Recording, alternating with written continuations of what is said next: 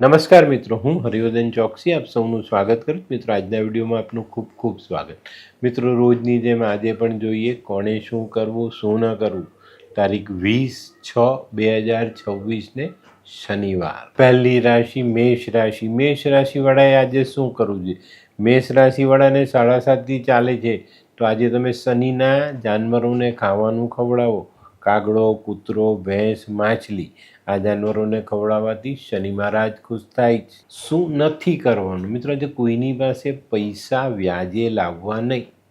આજના સહાયક દેવ ભગવાન શનિ. વૃષભ રાશિવાળાએ આજે શું કરવું જોઈએ? વૃષભ રાશિવાળાએ આજે કોઈ ગરીબ મજૂરને પગરખાનું દાન આપવું જોઈએ. શું નથી કરવાનું? મિત્રો, આજે તમાકુ બિલકુલ ખાવું નહીં. આજના સહાયક દેવ ભગવાન વિષ્ણુ. મિથુન રાશિવાળાએ આજે શું કરવું જોઈએ? મિથુન રાશિવાળાએ આજે પોતાના જીવનમાં જે કંઈ પ્રોપર્ટી પ્રાપ્ત કરેલી છે એને લગતા કાગળિયાઓ સરખા મૂકવા જોઈએ, સાચવીને રાખવા જોઈએ.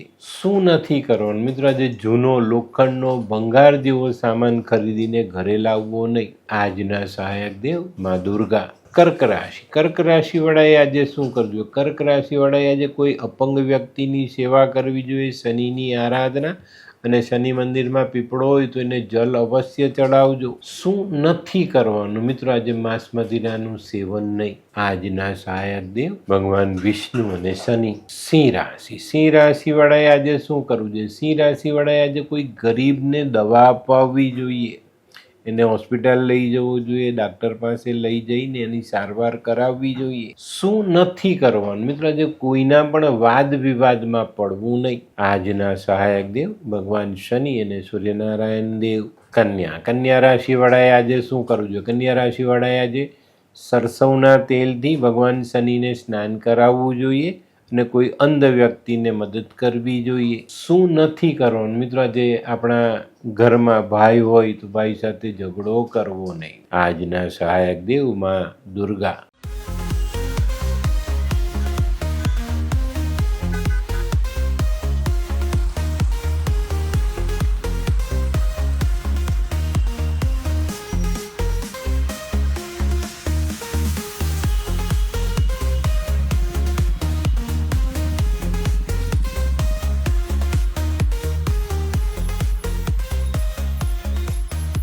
મયુર, વાહ.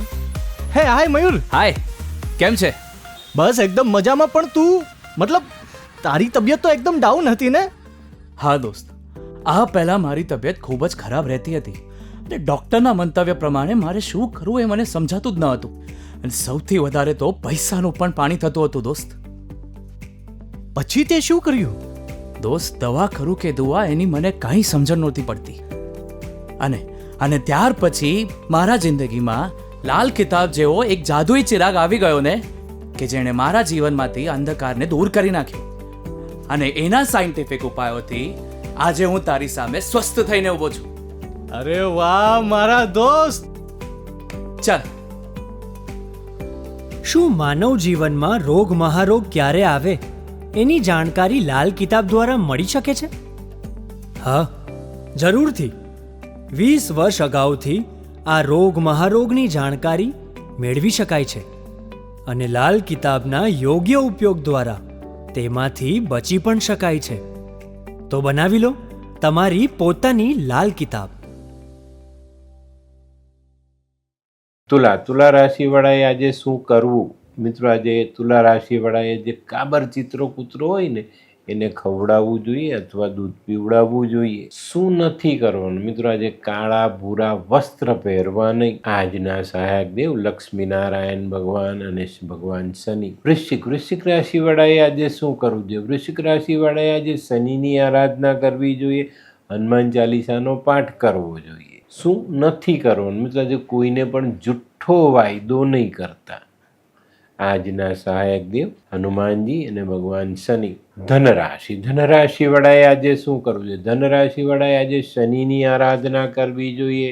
કાળા અડદ, મરી, બદામ આવી વસ્તુ શનિ મંદિરમાં દાન કરવી જોઈએ. શું નથી કરવાનું મિત્રો? આજે તેલનો બગાડ કોઈ પણ રીતે કરવો નહીં. આજના સહાયક દેવ ભગવાન વિષ્ણુ અને શનિ. મકર રાશિ વાળાએ આજે શું કરવું જોઈએ? મકર રાશિ વાળાએ સરસવના તેલથી ભગવાન શનિને સ્નાન કરાવવું જોઈએ. અડદ, જવ, કાળા તલ આવી વસ્તુ ભગવાનને અર્પણ કરવી જોઈએ. શું નથી કરવાનું મિત્રો? આજે કોઈની પાસે પૈસા વ્યાજે લાવતા નહીં.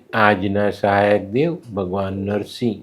કુંભ રાશિ વાળાએ આજે શું કરવું જોઈએ? કુંભ રાશિ વાળાએ આજે કોઈ ગરીબ મજૂરને દૂધ પીવડાવવું જોઈએ અને લોખંડના પાત્રમાં તેલ ભરીને આ પાત્ર શનિ મંદિરમાં દાન કરવું જોઈએ. શું નથી કરવાનું મિત્રો? આજે માંસ મદિરાનું સેવન નહીં.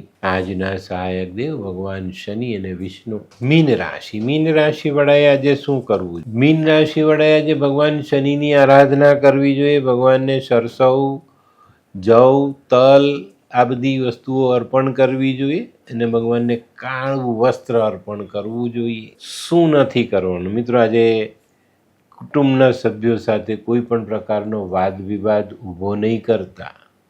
આજના સહાયક દેવ ભગવાન વિષ્ણુ અને શનિ. તો મિત્રો આ તો તમારા માટે આજના દિવસે કોણે શું કરવું શું ન કરવું તેનું જ્ઞાન. તો આજનો વિડીયો ગમ્યો તો લાઈક કરો, શેર કરો, યુટ્યુબ જોનારા શેર કરે અને સબસ્ક્રાઈબ કરે. હું હરિવર્ધન ચોકસી આપ સૌની રજા લઉં. ફરી મળીએ નવા વિડીયોમાં નવી જાણકારી સાથે. તો ચાલો બદલીએ જિંદગી. નમસ્તે.